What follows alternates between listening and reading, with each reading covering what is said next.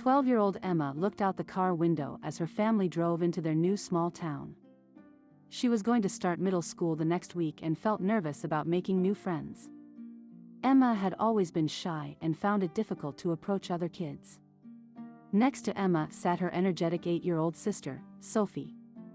Sophie loved meeting new people and making new friends. She chatted away, wondering what their new school would be like and what activities there might be to join. Sophie hoped she might make the town's soccer team. As the family's car turned onto Brook Street, where their new house awaited, both sisters felt nervous, but Sophie's excitement dominated over her slight anxiety. Emma wished she could share in her little sister's carefree enthusiasm. She took a deep breath, knowing this move was hardest on her as the older sister. Starting a new school and leaving old friends behind felt intimidating. But Sophie simply bounced in her seat shouting, "We're here," as they pulled into the driveway, ready for whatever adventures awaited in this small town. Emma managed a little smile back at her eager sister's cheerful grin. Maybe Sophie's excitement would prove contagious after all. Having just moved from the bustling city, Emma and Sophie were eager to explore their new wooded surroundings. "Come on, let's check out those woods," said adventurous Sophie, grabbing her sister's hand and leading her to the forest's edge. As they walked beneath the dense canopy of trees, the woods took on an eerie feel. The trees grew so close together that sunlight barely peeked through. Strange rustling sounded in the brush and birds cawed overhead. Emma felt nervous, but Sophie said, "Isn't this cool and creepy?" enthralled with their enchanting new playground.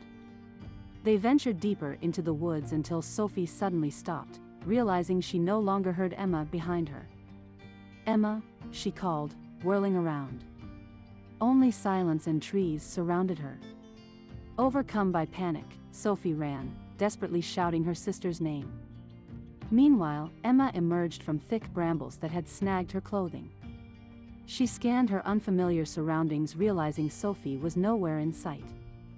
Fear rising within her, Emma began hurriedly wandering the forest, calling her sister's name to no response except her echo through the woods. With trembling hands, Emma checked her cell phone but couldn't get a signal. The trees seemed to close in around her. Trying to stay calm, she retraced her steps, crying out for her little sister and hearing nothing but eerie silence in return. Word spread quickly through the small town about Emma's missing sister. Villagers grabbed flashlights and lanterns to aid the search as night fell. A few hours later, they came upon a strange discovery: a doll dressed in Sophie's yellow shirt and jean shorts half buried in the mud. Emma collapsed weeping as they pulled the eerie doll from the earth, its glassy eyes staring blankly ahead. Murmured gossip spread about a witch's ancient curse that had haunted these woods and village a century before. An old tale told of a young girl who had vanished in the forest. The witch was said to have used voodoo magic to soon erase all memory of the girl after replacing her with a haunted doll. The next morning Emma was shocked and her parents asked who Sophie was. In disbelief, she confronted villagers Sophie had played with just yesterday, but no one recalled meeting any such little girl. As Emma gazed desperately into the doll's lifeless eyes, clutched in her hands, she began sensing a malevolent spell had indeed erased her sweet sister from existence. Only Emma seemed to retain any memory of Sophie as an ominous fear took grip that perhaps soon even she would forget that sunny, cheerful girl who had so eagerly moved here just days before, enthralled by the small town's thrilling magic and mystery that now seemed so sinister. The next day, Emma met a boy named Isaac whose own 14-year-old sister had gone missing in these woods 5 years ago. After days of searching, all he found was a porcelain doll in a tattered dress lying in the hollow of an old tree. To his disbelief, his parents soon had no recollection of his sister either. For years, Isaac tried showing people her pictures to spark their memory, but no one recalled her. Isaac was the only one who believed Emma's story about her vanished sister. He revealed legends of the witch capturing girls to siphon their youth so she might live forever. Together, they formed a plan to rescue both sisters from her clutches. Many townspeople frowned upon their friendship, calling Isaac deranged for encouraging Emma's wild tales. But the ostracized pair found solace in each other during their grief-stricken bond. Together they possessed a strength and courage to face whatever darkness lurked within this forest that their neighbors lacked. One foggy morning, armed only with flashlights and their wits, Emma and Isaac ventured into the mist-veiled woods determined to solve two mysterious disappearances.